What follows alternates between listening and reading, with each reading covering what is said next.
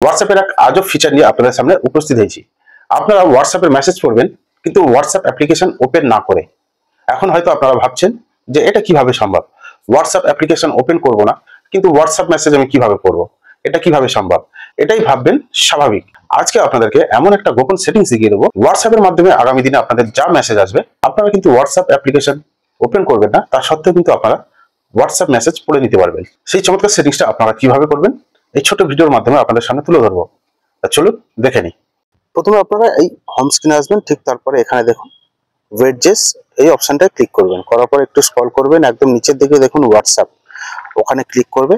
করার পরে অ্যাড ওয়েডজেস এখানে ক্লিক করবেন, করে অ্যাপ্লিকেশনটা আপনারা অন করে দেবেন। দিয়ে দেখুন এখানে কাজ শেষ। এবারে এখান থেকে দেখুন, এরপরে যদি এখানে আপনাকে হোয়াটসঅ্যাপে কেউ মেসেজ করে, এখান থেকে স্ক্রিনে আপনারা এইভাবে ঠিক দেখতে পাবেন।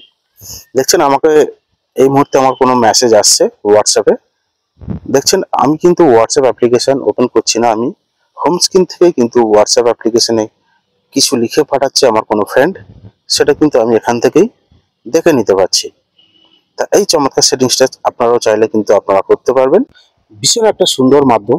এই মাধ্যমটা ব্যবহার করে আপনারা হোয়াটসঅ্যাপ অ্যাপ্লিকেশন ওপেন না করে মেসেজ পড়ে নিতে পারবেন। ধন্যবাদ।